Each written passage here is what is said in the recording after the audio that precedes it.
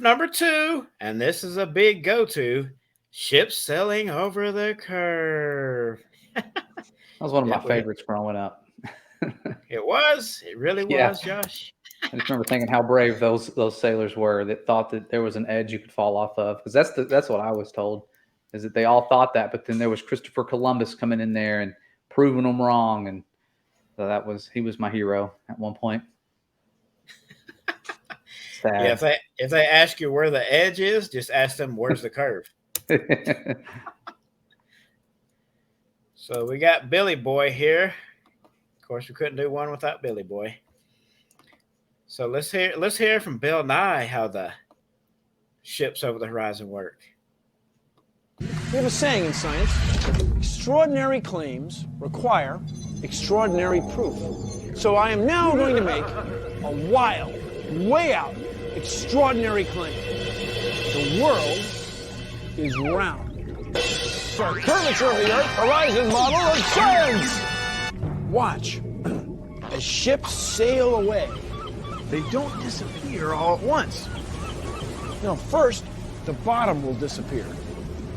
See, the bottom of the ship is gone. Now we can see midway up, and then the whole thing disappears. Now, ships came back. They didn't fall off a table. So people realized that the world is curved. I mean, it's a big curve, but it's curved. So, the process of testing claims, the world is flat, the world is round, is what we call science. Now, if you have a claim that can't be tested, that's what we call pseudoscience. The difference between pseudoscience and regular science is whether or not you can test it. The flat Earth, well, that didn't stand up to tests. The round Earth did. Extraordinary claims require extraordinary proof. The world is round.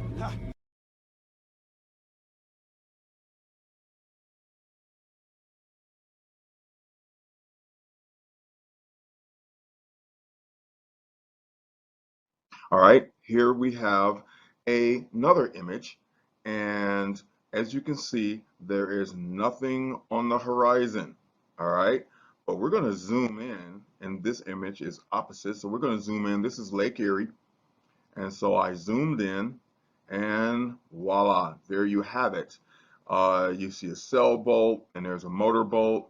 Looks like some people on some jet skis here, just floating there.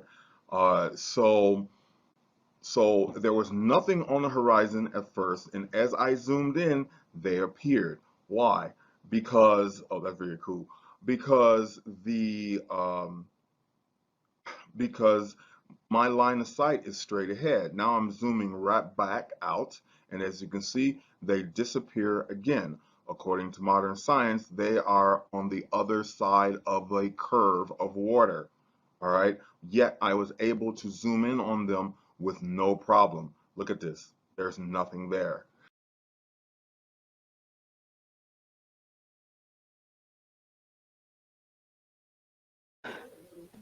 I think that's one of the best zoom tests with the P1000 that I've seen online because I mean you can see nothing at the horizon, and I don't know the exact distance, but that's got to be close to 8 to 10 miles. So it's way out there. Mhm. It's Yeah, yeah, it's I've done past that the many curve. times. Yeah, I've done that many times. And once I was in New Zealand, at the bottom of the globe down there filming with my P900. I had to recalibrate it. Standing upside down.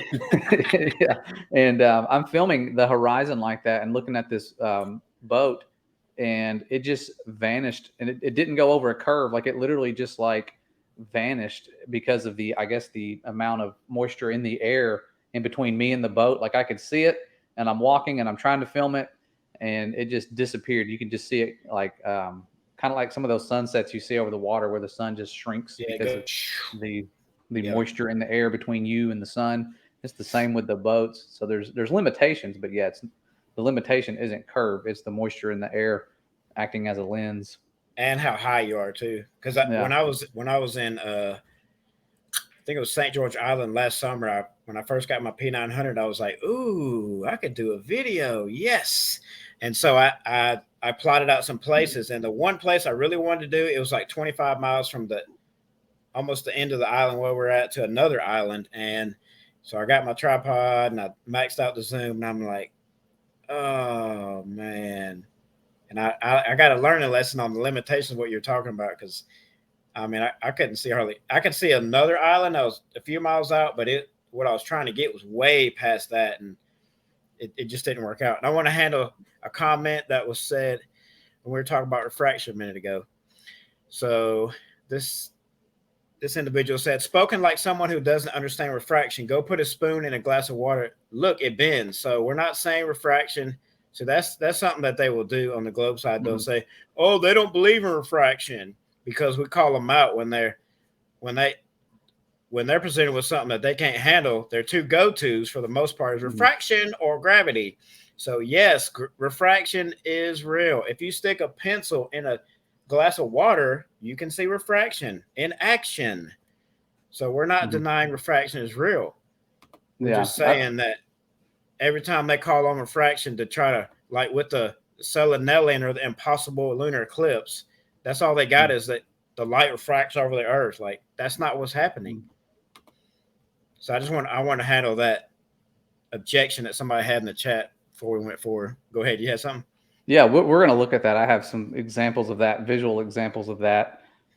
We can look at later on the refraction aspect of it, because that also, whenever there's line of sight signals, not even things that we can see, but actual signals going great distances from England to Australia, no matter how far the distance, it's always refraction is the reason.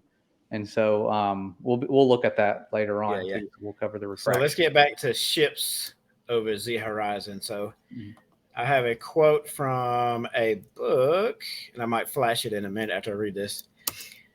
So this is from Constellations, Biblical Cosmology, Why It Matters, page 111. Quote, atmospheric refraction. Oh, there we go. We're going to touch on it a little bit.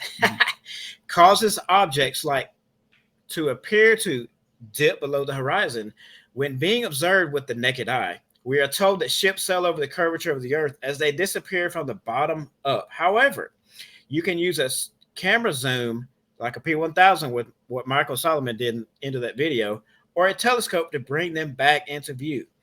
We need the help of a zoom lens to bring things far away back into sight.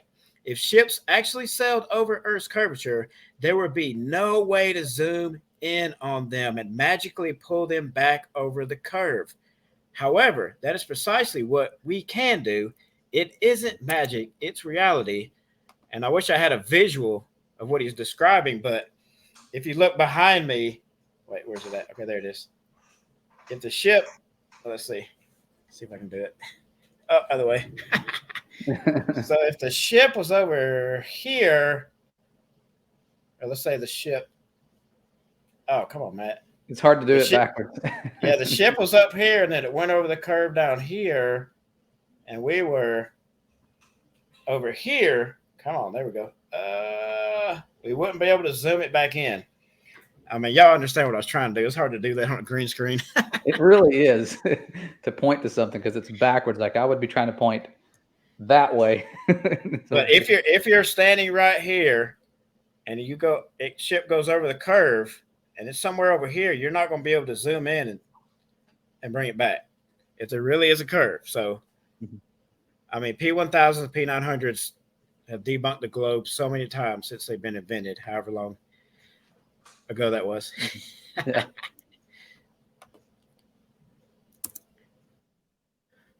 And here we have Bill Nye, the science guy, and two of the biggest high priests in science. So on the top, you have Neil deGrasse Tyson talking about the Felix Baumgartner edge of space jump. And he when he's doing this, he's saying that stuff is flat. So he's saying Earth was too big to see the curve when he was doing that presentation on stage. And then we just witnessed a video where Bill Nye, the science guy, said ships disappear over Earth's horizon or curve. So, I mean, are they lying on purpose just to mock us or what? I mean, why do people still listen to these people? Yeah. I don't get it. What you're seeing is a total contradiction. One person says something, the other person says something else.